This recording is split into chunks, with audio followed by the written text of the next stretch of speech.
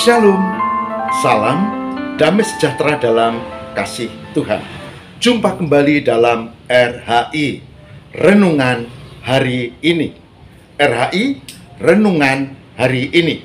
Bersama saya, Pendeta Lukas Eko Sukoco, dari Padepokan Diakonia Mitra Kinasih GKJ Purworejo. Saudara, dalam RHI kali ini kita akan membahas satu tema yang penting, yaitu mengenal nabi-nabi besar dalam Alkitab. Nabi besar dalam Alkitab. Mari kita siapkan diri kita untuk menghayati hal ini, saudara.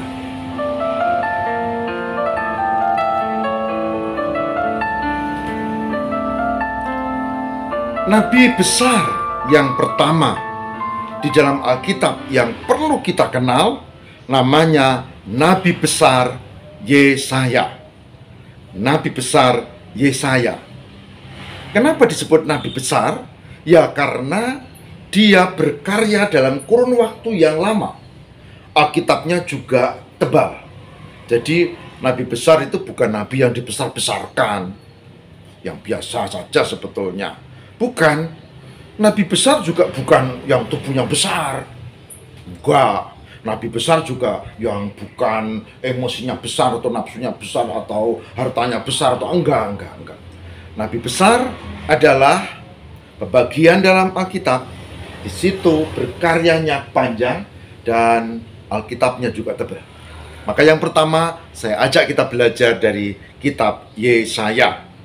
Saudara, kitab Yesaya. Mari kita cermati hal ini.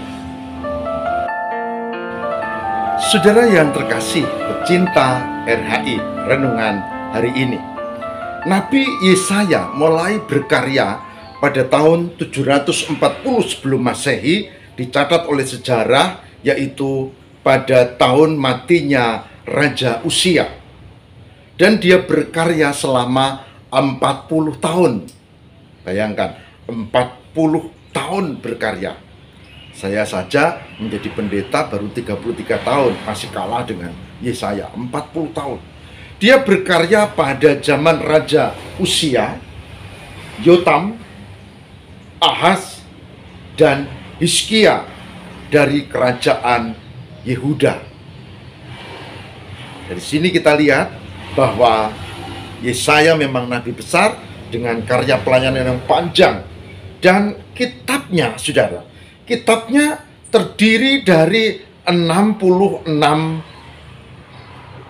kitab. 66 kitab.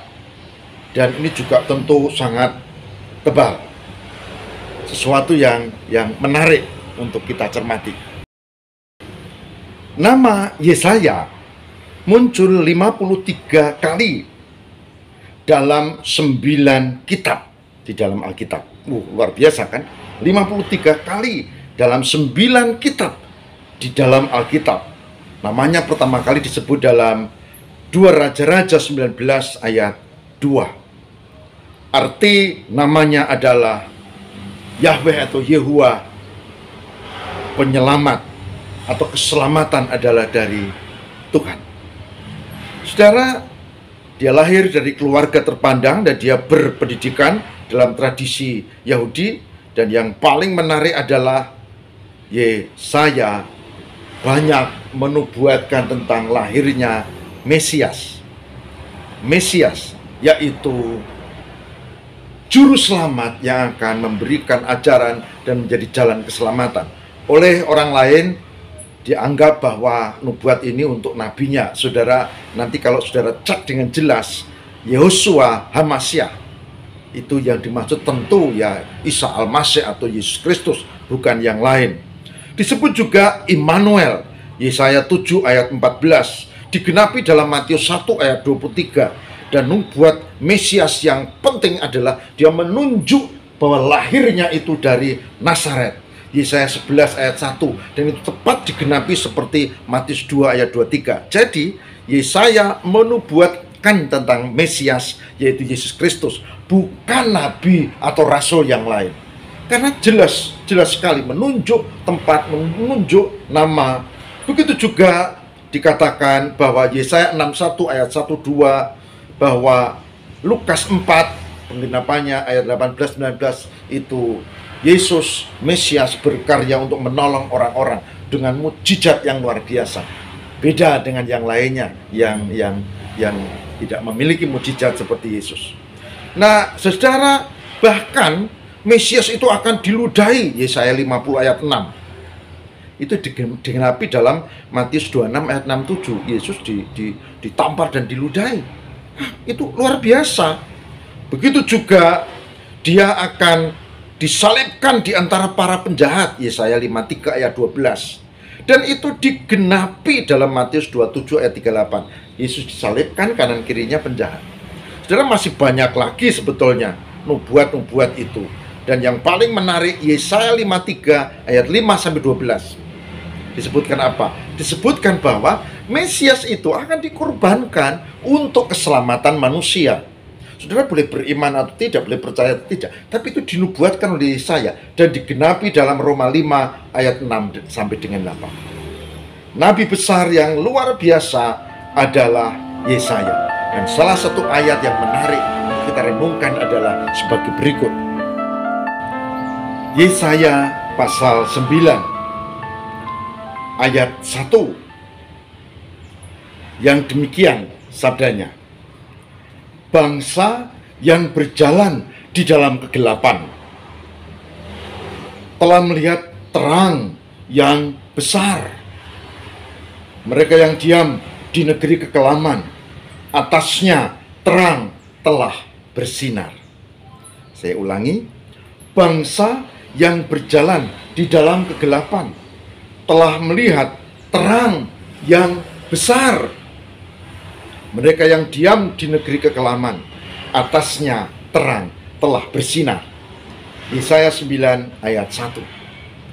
Ini adalah bagian dari kesaksian, bahkan nubuat Yesaya akan hadirnya Mesias yang memberikan kekuatan dan terang, bahkan berkat bagi bangsa-bangsa. Saudara yang terkasih di dalam Tuhan, jadi inilah nabi besar dalam Alkitab Perjanjian Lama, yaitu Yesaya.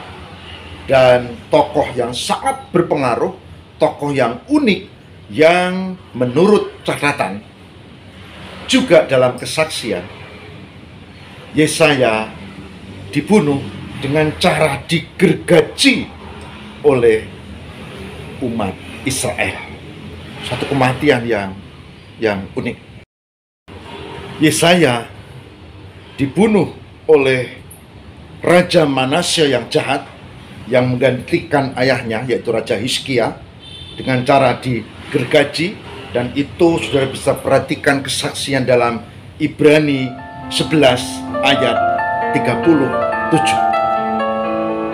Saudara yang terkasih, pecinta RHI yang diberkati Tuhan, dari bacaan tadi dan dari ungkapan-ungkapan kita menemukan kenyataan bahwa Nabi besar Yesaya selalu mengajak umat untuk kembali kepada Tuhan, Tuhan, huruf besar semua, ya artinya itu Yahweh. Dan dia selalu menyerukan bahwa keselamatan itu bukan oleh ritual, bukan oleh amal, tapi oleh sikap kita kepada Tuhan. Dan disempurnakan nanti dengan hadirnya Mesias. Saudara, nabi besar Yesaya. Dan besok kita teruskan dengan nabi besar kedua dalam kitab Perjanjian Lama. Karena apa? Karena tadi sudah kita pelajari bahwa di dalam Alkitab Perjanjian Lama ada beberapa nabi besar, dan yang pertama adalah Yesaya. Saudara, mari kita imani bahwa kita mengerti sekarang, oh, nabi besar dalam Alkitab, Yesaya, menunjuk pada Yahweh, kepada Tuhan, dan menunjuk pada Mesias, Yesus Kristus, yang adalah penyelamat dunia. Persoalannya, saudara mau percaya atau tidak? Saya yes. Saudara silakan. Tuhan berkati. Mari kita berdoa. Tuhan, terima kasih kesaksian nabi besar Yesaya yang menjadikan kekuatan kami untuk semakin teguh bahwa keselamatan adalah dari Tuhan, bukan oleh amal baik kami. Dan pertobatan di dalam Yesus adalah caranya. Oleh sebab itu, ajari kami untuk setia dengan juru selamat kami, dengan semangat meskipun hidup penuh tantangan, rintangan, dan persoalan. Tuhan, beri kami roh kesetiaan, sehingga kami tidak gampang tertipu, tidak gampang dibujuk oleh kelompok-kelompok yang membuat kami meninggalkan Tuhan. Terima kasih ya Allah, tolonglah kami demi Kristus pengantara kami. Haleluya, amin.